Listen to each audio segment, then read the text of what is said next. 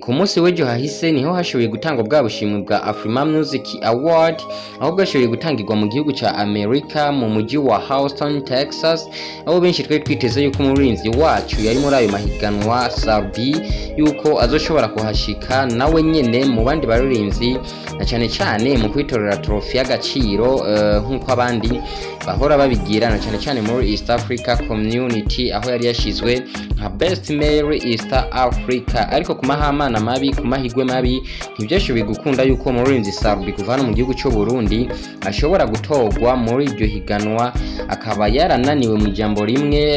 Hakaba hatsinze uwo bariko barahiganwa RAYVANNY Boba, the CEO of Next Wave Music from Tanzania, akaba ari yashoboye gutsinda iyo trophy ya Best Male East Africa. Sarbi rero ntiyaretse gukeza uwo wose yashoboye kumutora, uwo wose yashoboye kugira ingufu zose kugira ashobore gushigikira umuririmbyi Sarbi. Urukundo bamweretse aravuga ko rukwiye ku ma message yashoboye kwandika, nawe yashoboye kuvuga ati thank you for the support you provided throughout the Afrima 2022. Thank you Burundi government for everything. We didn't win the trophy, but it's only the beginning. Congratulations to the winner, Best Male East Africa, RAYVANNY. Aho ushobora kuvuga ati ndashimiye cyane umuntu wese yashoboye kugira uruhara mu kuntora muri Afrima ya 2022 y'ibihumbi 2022. Ndashimira kandi n'indongozi zose zo mu gihugu cy'u Burundi ku bintu byose mwashoboye gukora kugira umuririmbyi Sarbi ashobore kugira aho yigejeje, mu kumushigikira muri ibice nk'ibiri muri ayo mahiganwa ya Afrima Music Award 2022. Mugabo kuyihamana bibi ntitwashoboye gutsinda. Ndakeza cyane umuririmbyi RAYVANNY kuva mu gihugu cya Tanzania kuba yaratoye iyo trophy, ariko ntiducike intege, ni rya mbere, iracari intango. Twizera neza yuko mu minsi iza bizoshobora kugenda neza. Aho mu Kirundi yaciye abisigura neza, aho yavuga ati ndakeje cyane umuririmbyi wo mu gihugu cya Tanzania RAYVANNY mu gutahukana agashimwe mu gice cya East Africa. Nongeye kandi gutumira abarundi kwishimira nomination hajya ni mu kibuga cy'abakuru ibukuru kuhakinira si bwa bwana.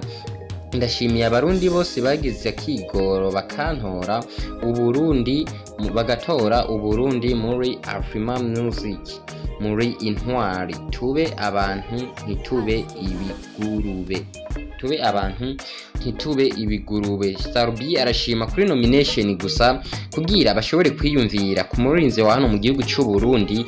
Ni ikintu kiba kidasanzwe cyane, na cyane cyane yaho benshi bikengera, yaho benshi igihugu cy'u Burundi bagomba kugifata nk'ikindi gihugu menga mu makungu ntikizwi. Kuba Sarbi yarashoboye kuboneka muri nomination za Afrima Music Award ni iteka ridasanzwe ku gihugu cy'u Burundi, ni iteka ridasanzwe ku murundi wari we wese, wherever he is, wherever he is. Novuga neza yuko imbere ari heza, tubandanye dukora cyane. Umwaka turawurangije wa 2022, nizera neza yuko umwaka tugiye gutangura wa 2023 uzoba umwaka w'amahigwe menshi, na cyane cyane sawa umurundi wari we wese gushigikira impano ziri mu Burundi. Sinovuga ngo n'umuziki gusa, ahubwo impano zari zo zose mubona ko ziriko ziragerageza gukora cyane kugira zishobore kugera aho zigejeje, mu kuzishigikira muri ivyo byose mubona ko mushoboye, kugira natwe bijya tubona umenga ntitwobishigako, natwe tuze tuzisangemwo. Bizoba ari byiza cyane, rizoba ari n'iteka ku gihugu cy'u Burundi.